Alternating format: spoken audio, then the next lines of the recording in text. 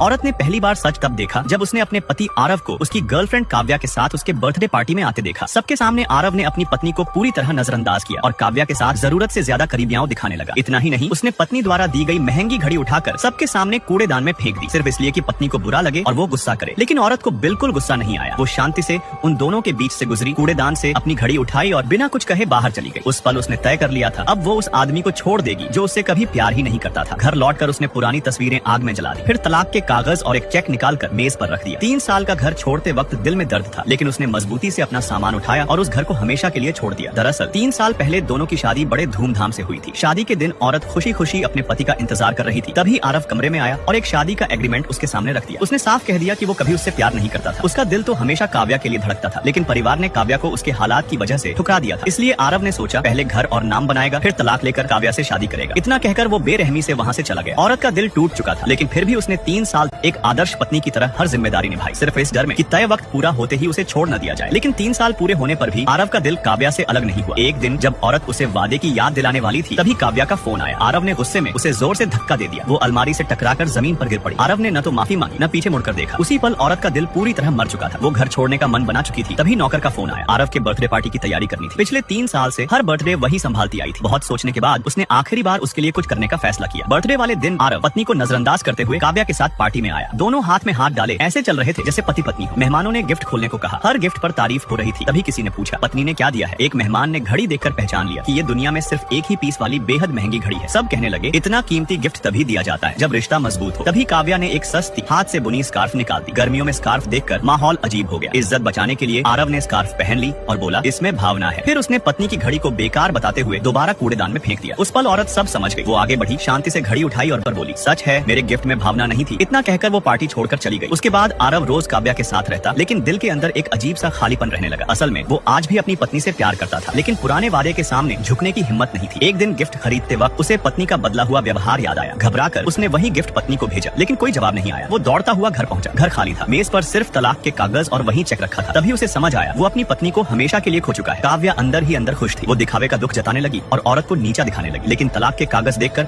आरव टूट चुका था। शराब के नशे में उसने सहायक को पत्नी का पता ढूंढने भेजा। रातों रात वो उसके घर पहुंचा। दरवाजा खोलते ही औरत पीछे हट गई। आरव जबरदस्ती अंदर घुसा और वापस चलने को कहा। औरत ने साफ कहा, अब हमारे बीच कोई रिश्ता नहीं है। तभी काव्या का फोन आया। आरव बिना कुछ सोचे वहाँ से चला गया। औरत समझ गई, हर बार की तरह इस बार भी वही हुआ। इस बार उसने तय कर लिया, अब पीछे मुड़कर नहीं देखेगी। अगले दिन वो अपनी सहेली से मिली और विदेश जाकर नया बिजनेस शुरू करने का फैसला किया। कुछ समय बाद जब आरव फिर उसके घर पहुंचा तो घर खाली था। मकान मालिक ने कहा, अब यहाँ कोई नहीं रहता, और उसी पल आरव को एहसास हुआ सब कुछ खत्म हो चुका था।